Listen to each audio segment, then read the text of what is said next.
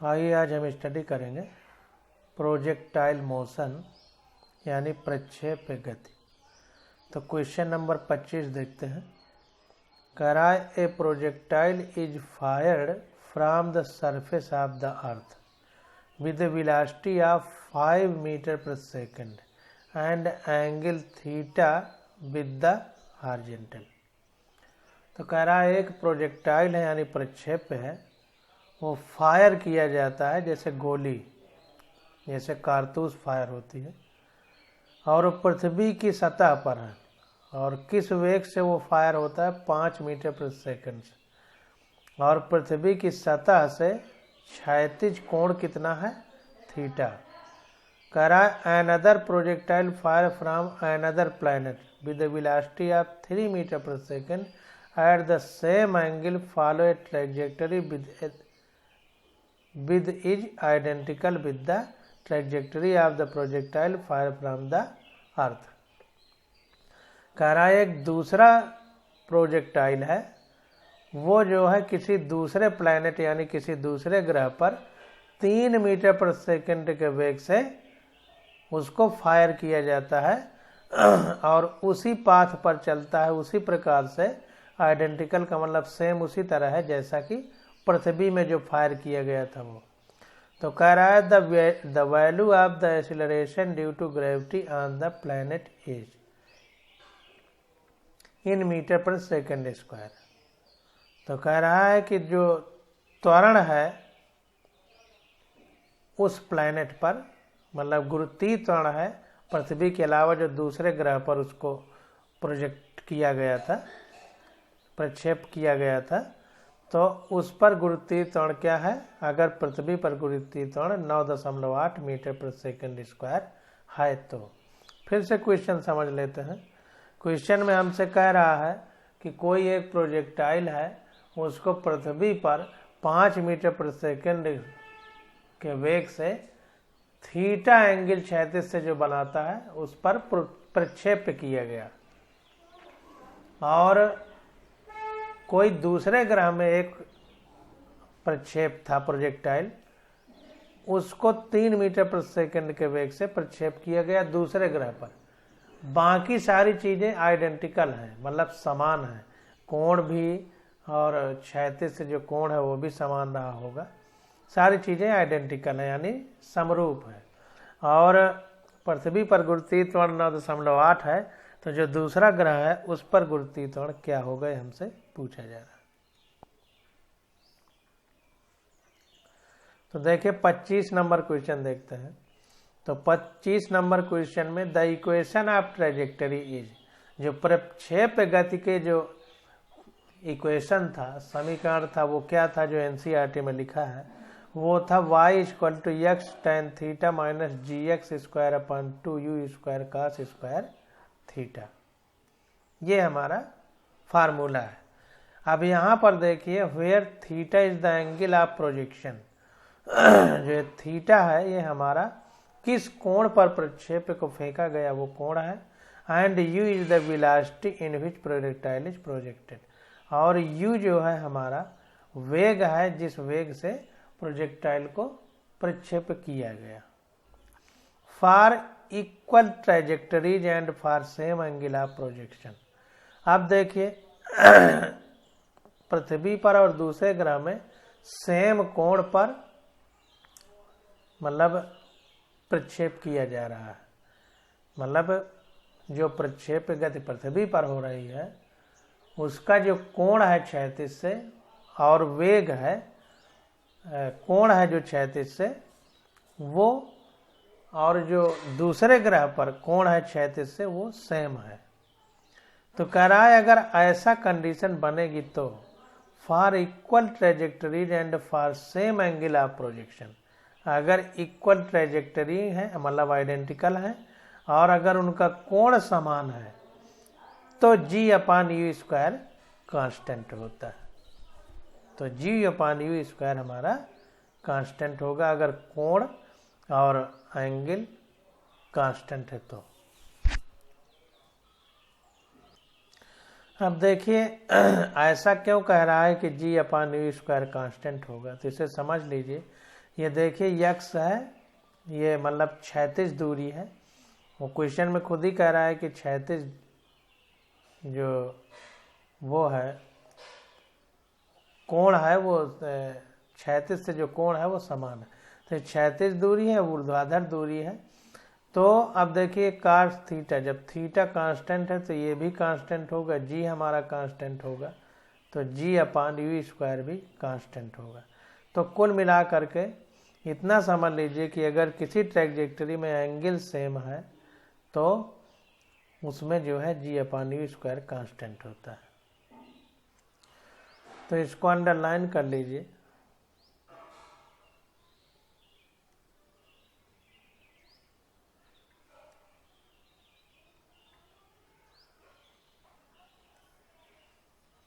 ये इतना ब्रैकेट के अंदर हो जाएगा। अब देखिए इसी को ध्यान में रखते हुए पृथ्वी पर 9.8 है जी का मान और पृथ्वी पर 5 मीटर प्रति सेकंड के वेग से फेंका जा रहा था, बराबर अब दूसरे प्लैनेट पर जी डैश है अपान दूसरे प्लैनेट पर 3 मीटर प्रति सेकंड के वेग से फेंका जा रहा था। तो जैसे बात है, इसको रख दिया, इसको रख दिया, इसको रख दिया, तो जी डैश का मान आ जाएगा। और यही जी डैश हमारा दूसरे प्लैनेट पर गुरुत्वीय त्वरण है। तो where g dash is acceleration due to gravity on the planet, जहाँ पर जी डैश गुरुत्वीय त्वरण है दूसरे ग्रह पर। तो जी डैश बराबर आ गया 9.8 × 9/25, ये स्क्वायर हो जाएगा। तो ये आ गया 3.5 मीटर प्रति सेकंड स्क्वायर। दूसरे प्लैनेट पर ये हमारा गुरुत्वीय त्वरण आ जाएगा।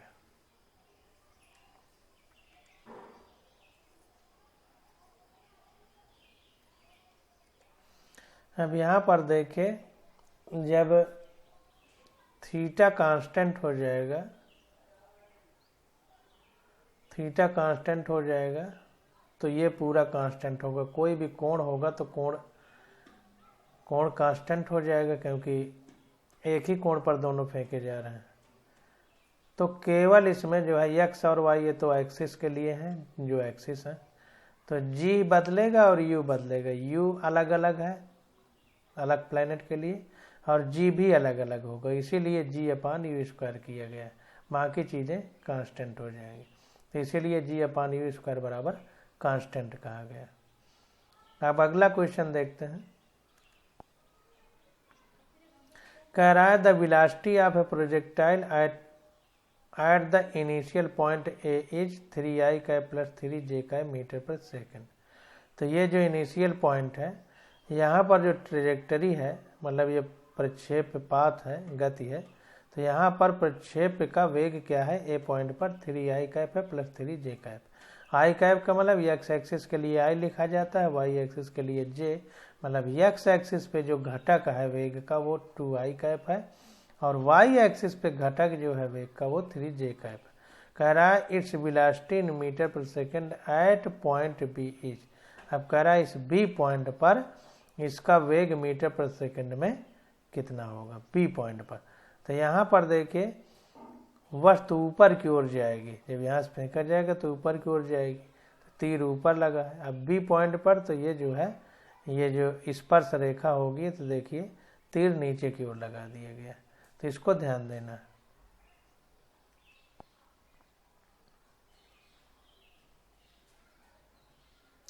तो यहाँ पर देखिए क्या है कि यहाँ पर वस्तु फेंकी गई, अब यहाँ से फेंकी गई तो ये इस तरह बनाया गया है। देखिए स्पर्श रेखा से हम वेग को दिखाते हैं।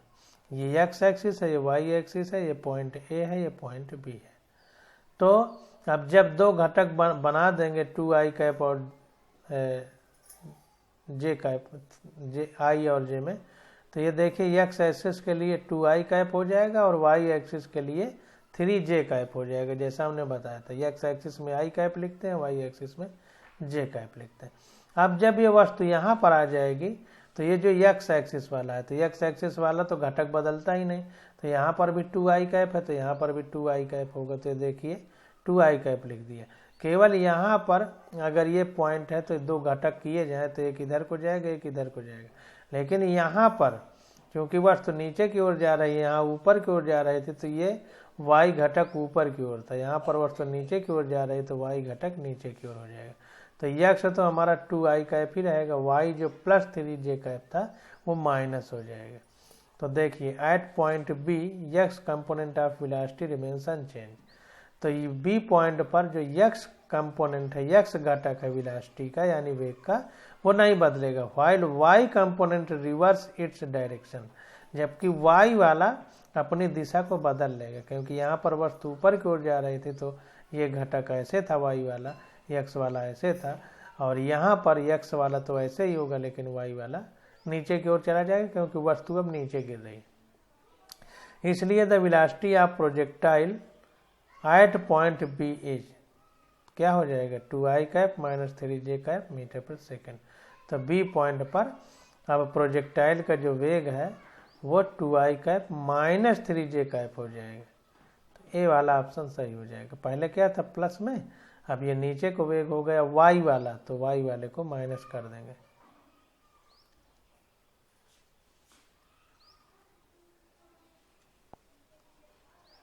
अब 27 नंबर क्वेश्चन देखते हैं।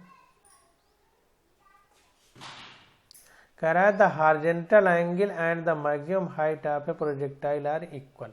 कह रहा है तो क्षैतिज रेंज है, क्षैतिज परास है और अधिकतम ऊंचाई है वो किसी प्रक्षेप के लिए बराबर है। तो कह रहा है the angle of projection of the projectile is, अगर अधिक महत्तम ऊंचाई और महत्तम परास बराबर है तो कह रहा है कि एंगल क्या होगा उस प्रक्षेप पथ का। तो सीधा फार्मूला लगा देना है, महत्तम ऊंचाई और मैक्सिमम परास को बराबर कर देना। तो हॉरिजॉन्टल रेंज r बराबर u square sine 2 theta upon g ये फार्मूला होता है। Where u is the velocity of projection and theta is the angle of projection. जहाँ पर u जो है वो जो प्रक्षेप फेंका जा रहा है उसका वेग है, और थीटा जो है क्षैतिज से कोण है कि जिस कोण पर फेंका जा रहा है। अब मैक्सिमम हाइट कह रहा है महत्तम ऊंचाई, मैक्सिमम हाइट और मैक्सिमम परास यानी अधिकतम परास, मैक्सिमम रेंज ये इक्वल है। तो इनका पहले फार्मूला लिख लेते हैं। तो मैक्सिमम हाइट यानी महत्तम ऊंचाई का फार्मूला h बराबर u square sine square theta upon 2g। अब देखिए अकॉर्डिंग टू क्वेश्चन के हिसाब से क्या कह रहा है कि जो परास है और ऊंचाई है वो बराबर है, तो r इक्वल टू h कर दिया यानी रेंज इक्वल टू हाइट। अब सीधा फार्मूला लगा देंगे। तो रेंज का फार्मूला होता है, मैक्सिमम रेंज का फार्मूला होता है u square sine 2 theta upon g, और मैक्सिमम हाइट का फार्मूला होता है u square sine square theta upon 2g। जैसा क्वेश्चन में कहा है वैसे ही हम लिख लेंगे। तो ये हो गया u स्क्वायर साइन 2 थीटा बराबर हो गया 2u square sine theta cos theta, क्योंकि साइन 2 थीटा बराबर होता है 2 sine theta into cos theta. तो 2 को बाहर ले आया तो 2u square sine theta cos theta upon g बराबर, इसको वैसे लिख दिया u square sine square theta upon 2g। अब देखिए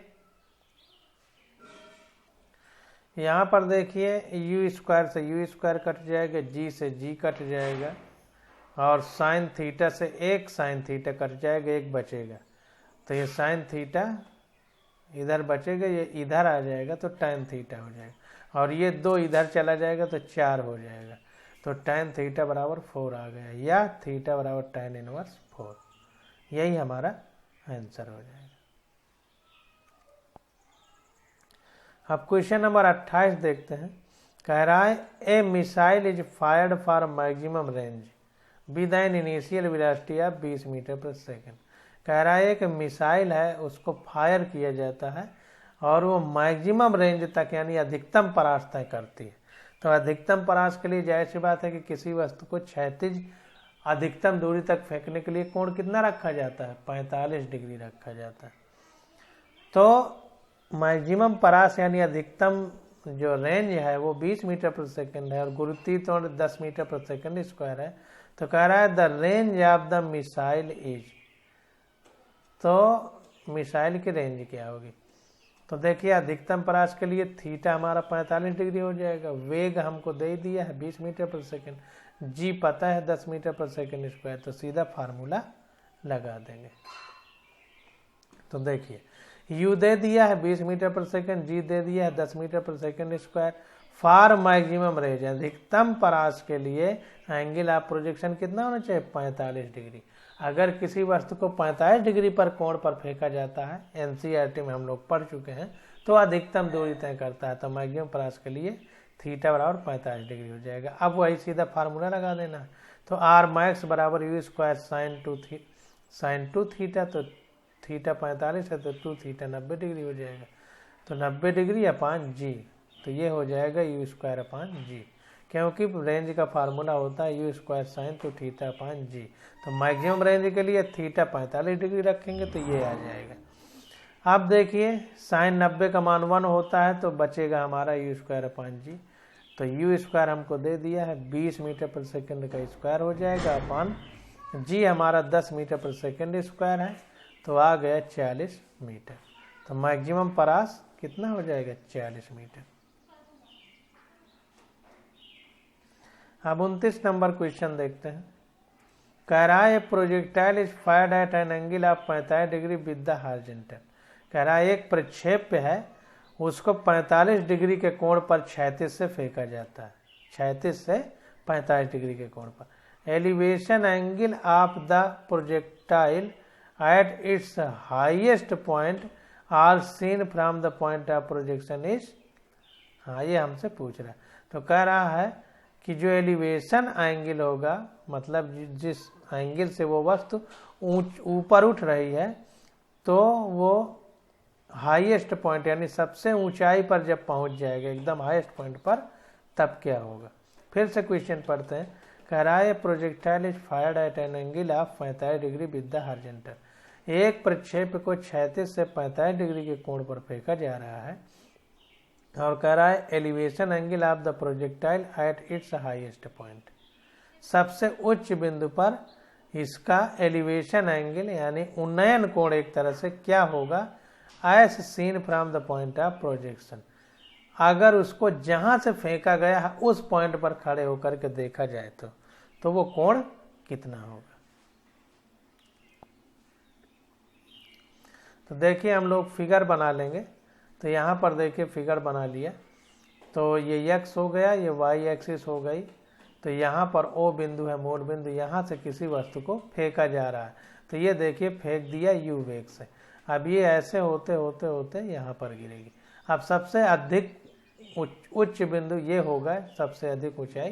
तो यहाँ से खींच करके लाइन या यच लिख दिया गया। अब इसको केंद्र से मिला दिया गया, तो ये जो फाई कोण बन रहा है, थीटा तो ये कोण हो गया जब फेंका गया तब, और फाई कोण बन रहा है सबसे उच्च बिंदु पर। तो यहाँ पर खड़ा व्यक्ति कह रहा है, जो खड़ा है, तो अधिकतम ऊंचाई पर जब वस्तु जाएगी तो ये उन्नयन कोण, ये मतलब एलिवेशन एंगल कितना होगा, यानी फाई हमको निकालना है। ये आर हमारा रेंज हो जाएगा। तो देखिए let phi be elevation angle of the projectile at its highest point as seen from the point of projection O. कह रहा है कि मान लीजिए कि फाई जो है हमारा उन्नयन कोण यानी एलिवेशन पॉइंट है, एलिवेशन कोण है, जब कोई व्यक्ति ओ बिंदु यानी जहाँ से वस्तु फेंकी गई थी वहाँ पर खड़ा होकर देख रहा है, तो उच्च बिंदु से ये फाई कोण बनाएगा। And theta be angle of projection with the horizontal. और ये जो थीटा एंगल है ये प्रक्षेप कोण है, मतलब क्षैतिज से कोण है जिस पर पृथ्वी से वस्तु को फेंका गया। तो फ्रॉम फिगर, अब अगर इस फिगर से देखा जाए, इस चित्र से, तो हमारा क्या होगा, tan थीटा बराबर एच अपान आर बाई 2 होगा। अब देखिए ये पूरा आर है, अगर हम इसकी बात करें यहाँ से यहाँ तक, तो ये r बाई 2 हो जाएगा, r बाई 2। तो अगर हम अब ये फाई एंगल की बात करें, तो फाई एंगल की बात करें तो tan थीटा बराबर लाल बटे कक्का से निकाल लेंगे, तो लंब बटे आधार हो जाएगा। tan थीटा बराबर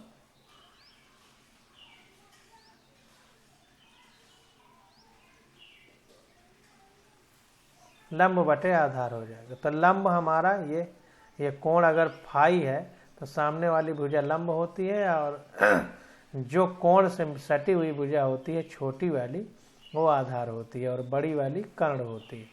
तो ये आधार हो गया, लंब हो गया। तो tan थीटा बराबर होता है लंब बटे आधार।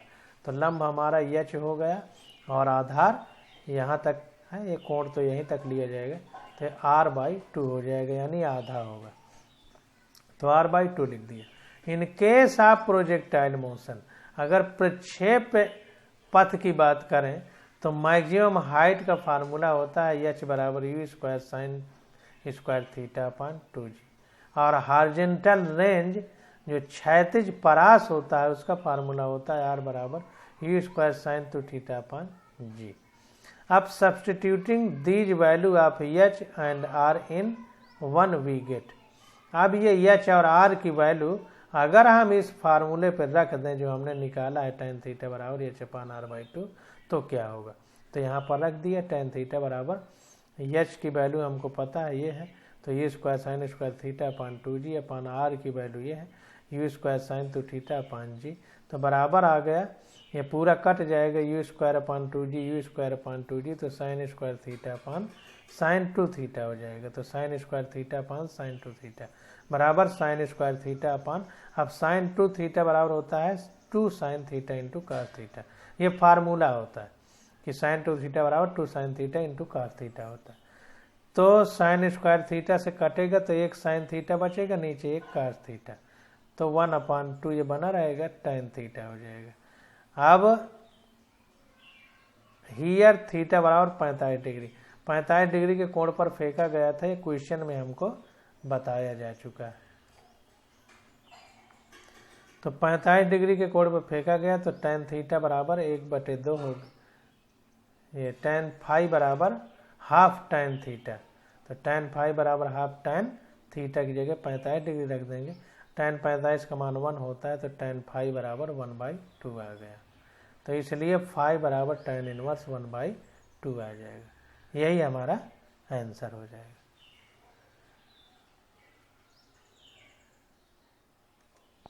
अब क्वेश्चन नंबर 30 देखते हैं।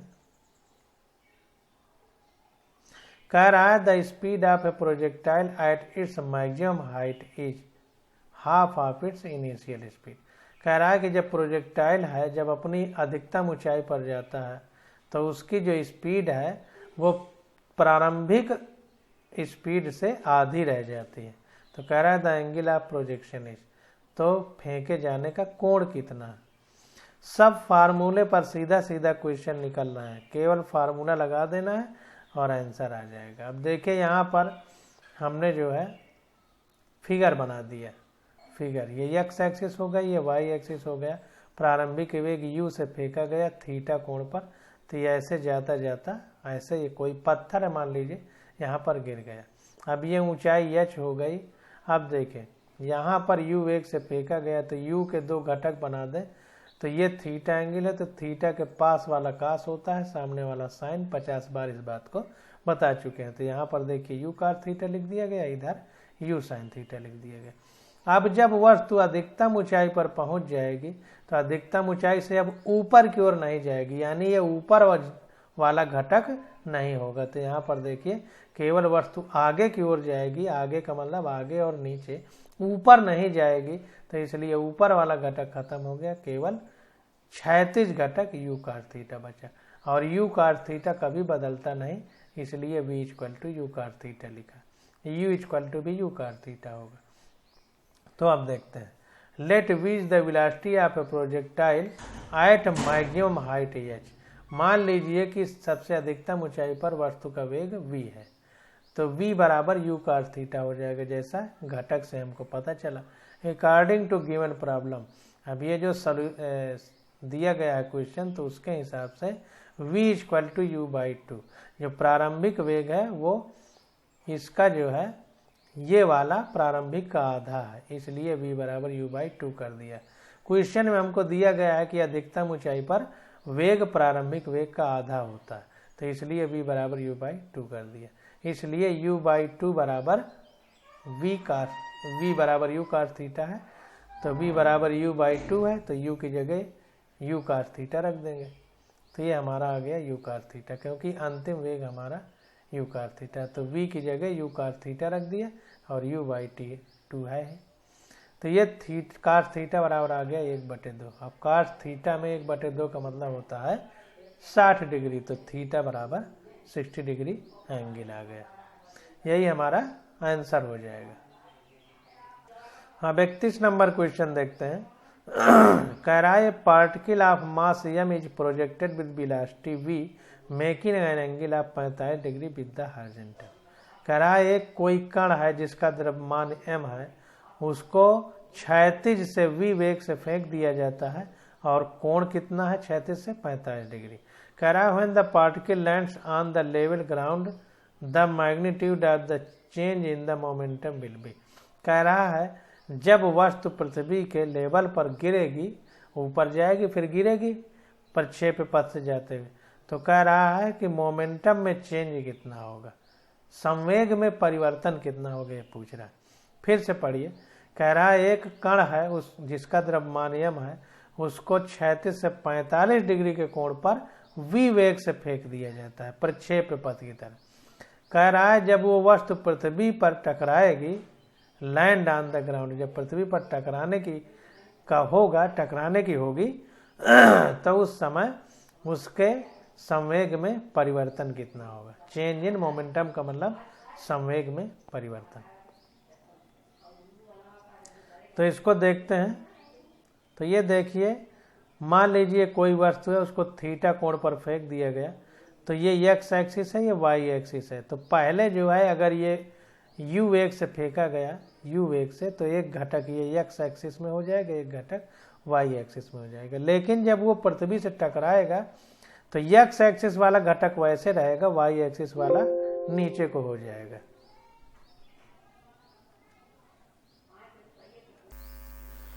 तो यहाँ पर यह चीज ध्यान देना है कि x घटक नहीं चेंज होता है, क्षैतिज वाला, y वाला चेंज हो जाएगा। ऊपर इसके पहले एक क्वेश्चन और भी कर चुके हैं, तो y घटक नीचे को हो जाएगा, x वैसे ही रहेगा। तो अब ये वेग जो वस्तु का है वो ऐसे हो जाएगा, नीचे की इस तरह स्पर्श रेखा बनेगी, जो इस तरह ऊपर की ओर जा रही थी वो इस तरह नीचे की ओर जाएगी। तो देखिए the horizontal momentum does not change, जो क्षैतिज संवेग है वो नहीं बदलेगा। क्यों? ये वेग जैसे थी वैसे अब भी है क्षैतिज दिशा में, केवल ये ऊर्ध्वाधर वाला बदल गया, पहले ऊपर को था नीचे को गया। तो वही कह रहा है कि जो हॉरिजॉन्टल मोमेंटम है, यानी जो हमारा क्षैतिज संवेग है वो नहीं बदलेगा। The change in vertical momentum is, केवल हमारा ये वर्टिकल वाला चेंज होगा, क्योंकि यहाँ पर दिशा ऊपर को, यहाँ पर नीचे हो गई। तो केवल वर्टिकल यानी ऊर्ध्वाधर मोमेंटम चेंज होगा बस। तो चेंज इन मोमेंटम, अब देखिए यहाँ पर हमने आपको बताया था कि पास में कास सामने साइन, तो अगर ये u वेग है, ये मान लीजिए u वेग है, तो ये u कास थीटा होगा, ये हमारा ये वाला जो ये ऊर्ध्वाधर घटक है u साइन थीटा हो जाएगा। ये हमारा u साइन थीटा होगा, u कास थीटा, तो ये u साइन थीटा हो गया, ये माइनस u साइन थीटा हो जाएगा। ये ऊपर का इसकी दिशा केवल बदली है तो माइनस u साइन थीटा हो जाएगा। ये हमारा u कास थीटा ही रहेगा, इसमें कोई परिवर्तन नहीं होगा, क्योंकि क्षैतिज संवेग नहीं बदल रहा, क्योंकि दिशा सेम है।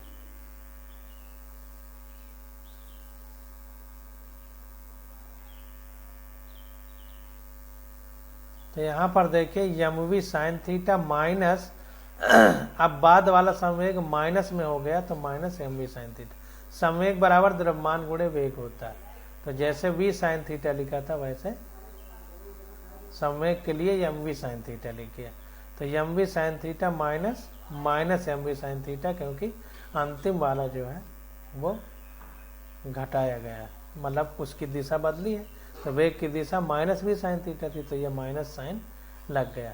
तो चेंज इन मोमेंटम अगर देखा जाए संवेग में परिवर्तन, तो ये प्रारंभिक संवेग माइनस ब्रैकेट में माइनस mv साइन थीटा हो गया अंतिम संवेग। तो ये आ गया माइनस माइनस प्लस हो जाएगा, तो 2mv हो जाएगा। तो ये बराबर आ जाएगा 1/√2 बराबर √2 mv हो जाएगा। अब यहाँ पर देखिए कोण जो है वो 45 डिग्री है, कोण 45 डिग्री है। अब चूंकि कोण 45 डिग्री है तो इसलिए ये सॉल्व करने पर जब माइनस माइनस प्लस होगा तो 2mv sin थीटा हो जाएगा। sin 45 का मान 1/√2 होता है, तो 2mv 1/√2 लिख दिया गया। तो ये आ गया √2 mv। यही हमारा चेंज इन मोमेंटम होगा।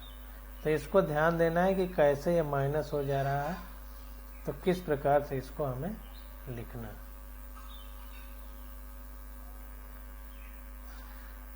अब 32 नंबर क्वेश्चन आ जाता है। तो 32 नंबर क्वेश्चन अब हम लोग अगले लेक्चर में स्टडी करेंगे। आज बस यहीं तक।